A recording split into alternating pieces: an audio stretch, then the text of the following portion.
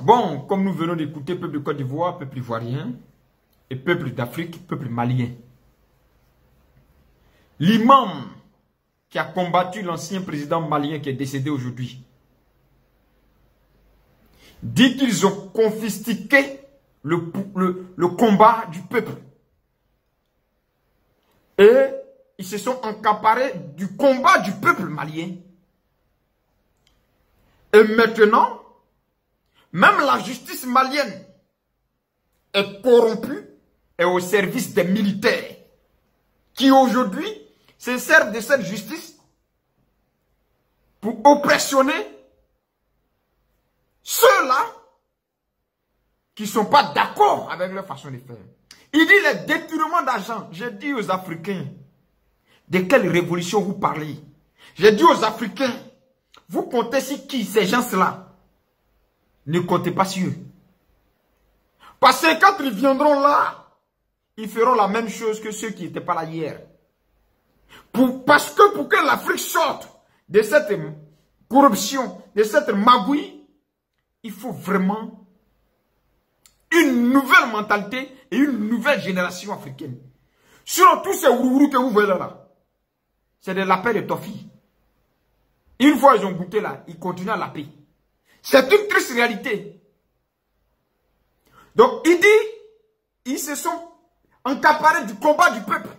Et ils ont fait descendre leur combat. Et aujourd'hui, le même peuple qui a combattu hier, et puis eux, ils ont pris le pouvoir. Parce que c'est le même imam là qui a combattu, qui a mobilisé les gens hier contre l'ancien président, qui n'est plus de ce monde aujourd'hui. Et puis eux, militaires, ils ont pris le pouvoir. Ils ont dit quoi? On vient, on va combattre le terrorisme, parce que l'autre est échoué. On va faire ceci, parce que l'autre est échoué. Mais eux, ils font tout le contraire. L'imam dit, lui, il ne fermera pas sa bouche. Et qu'il préfère mourir que de les suivre. Et qu'aujourd'hui, quand tu passes, quand tu dénonces les politiques au Mali, on te traite de mauvaises personnes, on te traite de méchantes personnes. Oh, le combat, donc, lui, l'imam, avec le peuple, ils ont fait, ce n'est pas le même combat que les poutistes au pouvoir sont en train de faire. Et que lui, son combat était mal compris. Et que malheureusement, au Mali, là, tout le temps, le combat du peuple est volé dans la main du peuple. Et tous ceux qui prennent le combat du peuple pour en faire pour eux, ne suivent jamais la ligne dont le peuple avait besoin. C'est une réalité. Aujourd'hui, le peuple malien meurt comme des poulets. Ils sont tués, assassinés comme des poulets par les terroristes. Les terroristes continuent à avancer. Le combat du terroriste, là, ce n'est pas fait coup d'État. Les terroristes sont invisibles. Comment tu peux combattre avec quelqu'un qui est invisible? Le gars, lui, il vient, il combat, boum, et puis il disparaît. Tu ne sais même pas où il est. Donc c'est une question d'intelligence. Ce n'est pas une question de force. Parce que la force ne peut pas combattre les terroristes du désert là.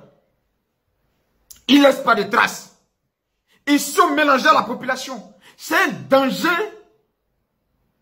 Vraiment. Je ne sais pas comment qualifier ça. Donc ce n'est ni la force, ni le propagandisme. Que fait ce gouvernement malien? Que fait ces cyberactivistes à qui donnent de l'argent? Qui va combattre le terrorisme? C'est ça qui est la triste réalité. Ce n'est pas le propagandisme. Ce n'est pas crier l'armée montre en puissance.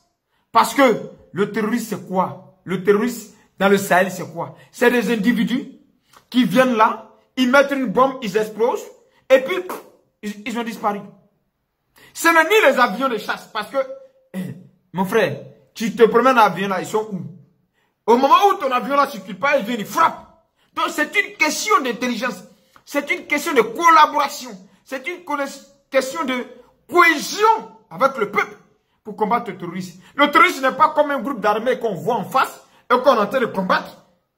Ce sont des gens invisibles. Et ça, quand on vous dit ça, vous dites on ne vous soutient pas. On n'a qu'à vous soutenir dans quoi? Pendant que vos peuples sont en train d'être des immigrants en Côte d'Ivoire, où des centres d'immigration ont été construits pour les recevoir. Des centres de réfugiés ont été construits pour les recevoir. Ce qui est une bonne chose. Nous approuvons ça. Nous saluons l'État de Côte d'Ivoire. Nous saluons tout Ivoirien qui donne de l'eau à boire à un Malien et un Burkinabé. Parce que celui-ci a fui la guerre, la crise au Mali ou au Burkina pour venir se réfugier en Côte d'Ivoire. Nous leur donnons de l'eau à boire. Et nous allons continuer de leur donner de l'eau à boire. Pendant que vous êtes en train de chercher à faire de la propagande sur la toile. Pendant que vous êtes en train de passer votre temps à manipuler de façon aléatoire vos populations dans le mensonge. Ils sont en train de fuir pour se réfugier au pays que vous prenez pour avoir le matou vu. Parce qu'aujourd'hui, il faut comprendre les gars, la Côte d'Ivoire est devenue le pays qui donne la visibilité. Il suffit de placer ta caméra, mettre le photo de M. Alassane Ouattara, ou bien mettre le photo de l'ex-président Laurent Gbagbo, ou bien mettre seulement Côte d'Ivoire. Tu as de la visibilité. C'est un don que nous avions eu. Et nous en sommes fiers. Nous donnons la visibilité à qui nous voulons, et puis nous pouvons arracher. Donc, quand ils attaquent la Côte d'Ivoire, j'ai compris que c'est dans l'optique d'avoir la visibilité. Sur le réel problème des Maliens là, elle continue, et les Maliens continuent à mourir. Goïta et sa bande, concentrez-vous. Et ces cyberactivistes, concentrez-vous. Parce que votre peuple, qui s'est exprimé hier par ce même imam, le même peuple est en train de s'exprimer encore par l'imam. L'imam là, vous n'allez pas venir dire que c'est un corrompu. Puisque c'est lui qui a combattu l'ancien président et puis Goïta a pris le pouvoir. Donc lui là, il dit combattre toujours pour le peuple. Donc si aujourd'hui l'imam là s'élève, c'est qu'il est en train de combattre pour le peuple. Et t'es pour ça. Donc, nous on vous a dit, souris vers bagage ouvre. Que Dieu bénisse l'Afrique.